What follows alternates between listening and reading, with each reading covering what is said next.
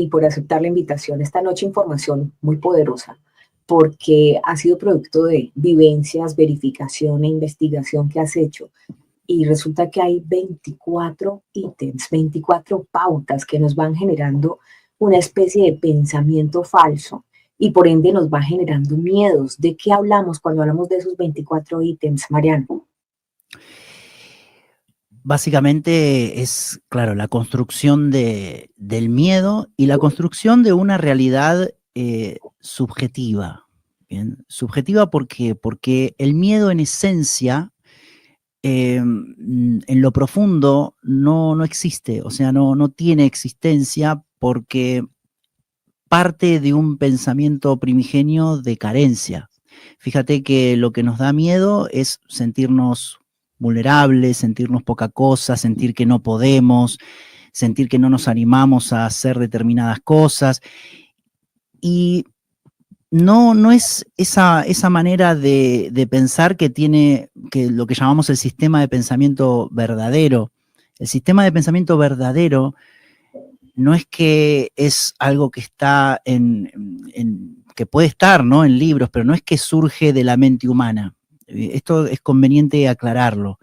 El sistema de pensamiento verdadero está vinculado con la verdad universal o la filosofía perenne, también se menciona. Es eso que a lo largo de todas las tierras y a lo largo de todas las épocas se ha mantenido, más allá de que pudo haber por el hombre o por el ser humano alguna tergiversación, se ha mantenido y tiene que ver cómo es el pensamiento y cómo es el funcionamiento de lo que llamamos la conciencia universal creadora, o también le podríamos decir Dios, o también la energía del amor. Bien, o sea, de Dios se desprende esta energía del amor, que es la creadora absolutamente de todo, y es la inteligencia infinita que está detrás de todas las cosas y origina todo lo originado. Claro, son los dos motores, el amor, que es la creación, y la capacidad creadora, y está el miedo, que es la más baja.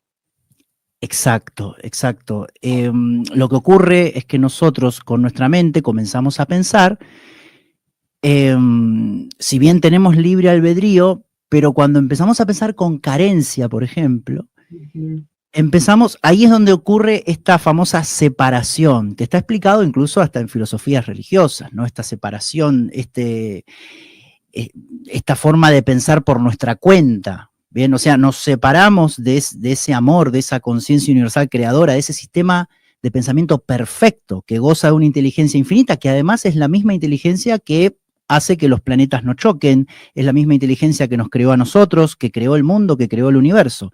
Entonces, cuando comenzamos a pensar con miedo, ahí es donde, por ejemplo, como tú decías, en una persona, cuando empieza a pensar con falsedad, o sea, por fuera de la verdad, por eso les decimos que se genera desde ahí un mundo perceptivo subjetivo, ¿sí? Entonces, ese sistema de pensamiento falso tiene, como tú mencionabas y como mencionamos en el programa anterior, 24 atributos que también tienen sus contrarios. Es decir, podemos comenzar, claro, hablando del sistema de pensamiento falso, el vinculado con el miedo, pero también tiene cada uno su análogo vinculado con el amor. Bien, por eso también a veces la gente pregunta, ¿cómo se llega a este sistema de pensamiento verdadero? Y se dice, claro, deshaciendo lo falso. Es decir, o sea, por cada punto, por cada atributo que vamos nosotros deshaciendo, emerge uno verdadero. Por ejemplo. Eso me gusta porque nos dicen muchas veces, no, es que conéctese con la fuente, ¿sí? O sea, más o menos eso es lo que me estás tratando de decir.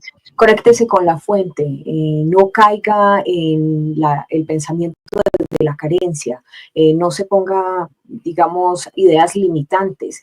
Pero viene otra pregunta muy poderosa y es, ¿y cómo se hace eso? ¿Sí? Y es lo que tú nos vas a empezar a explicar, y por eso nos hablas entonces de que cada ítem de esos que nos instaura un modelo de pensamiento falso también tiene como el antídoto, y es lo que nos vas a enseñar. Exacto, exacto. Por ejemplo, uno de los atributos, que es la culpa, cuando se disuelve la culpa en la mente, aflora la inocencia. ¿Bien? Eso es como un ejemplo de uno de los atributos.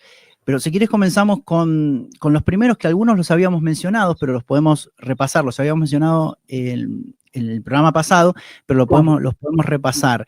El primero, y es el que más sufrimiento causa, que tal como había compartido, los tengo ordenados en función del sufrimiento, ¿bien? Porque tengo la fortuna también de esto, compartirlo con consultantes, con alumnos, y también lo comparto en retiros, y a raíz de lo que comparten las personas con las cuales expongo estos principios, pude hacer un modelo ordenado en base al sufrimiento que ocasiona. El primero es la creencia en el daño, ¿bien? Que nos ocasiona el miedo a ser dañados, el miedo a ser heridos. Y eso nos genera a nosotros una sensación de peligro, una sensación de riesgo, una sensación de amenaza, de sensación de no estar a salvo. Y ese pensamiento de vulnerabilidad, se llama, ¿no? Genera lo que son los ataques de pánico, lo que es el miedo, ¿bien? Y sería falso porque la persona, para pensar que puede ser dañado, que puede ser herido, tiene que estar muy asociado muy vinculado con su ego, con su cuerpo. Eso es falso, porque no somos un cuerpo. En realidad somos una conciencia infinita, una conciencia eterna, un observador. En realidad el alma lo que es lo que hace el alma, la capacidad del alma es observar. Bien, y la conciencia es una conciencia observadora que obviamente tiene un cuerpo, pero no es lo que somos.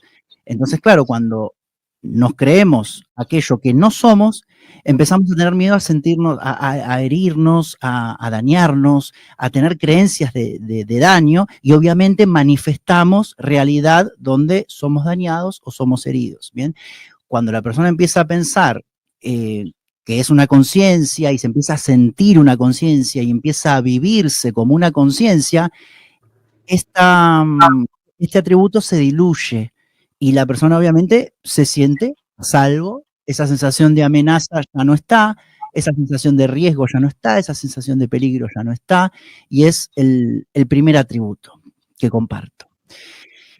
Continuamos, el segundo ya también lo habíamos mencionado y lo podríamos repasar, los juicios duales, ¿bien? Tener la mente dividida entre el bien y el mal, lo mejor y lo peor, el éxito o el fracaso, y etcétera, etcétera, etcétera, ¿no? Ganar o perder, en fin, bueno, dentro y fuera también es un juicio dual, porque en realidad esa separación de fuera y dentro tampoco existe, porque todo está integrado en nuestra conciencia. Somos una conciencia que en realidad no tiene dentro o fuera. Bueno, pero también la mente piensa que tiene un mundo interno y el afuera sería lo externo, pero eso también sería un juicio dual, una separación que en lo profundo no existe. Bien, por eso ocasiona miedo.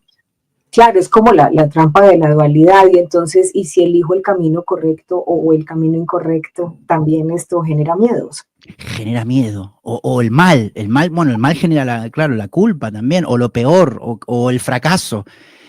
O sea, si vamos por la vida queriendo evitar el fracaso, queriendo evitar lo peor, que me pase lo peor, que no me ocurra nada malo, la persona no se da cuenta, porque esto además no lo mencionamos, no sé si el programa anterior lo habíamos mencionado, esto tiene vida a nivel subconsciente, que la mente subconsciente sería un 95% de nosotros, sí. Más allá de que eso es lo que, claro, los términos de la psicología, ¿bien? Más allá de que ese porcentaje, 95%, cuando una persona se observa, se analiza, hace terapia, hace afirmaciones y sabe lo que está dentro de su propia mente, la subconsciencia se disminuye.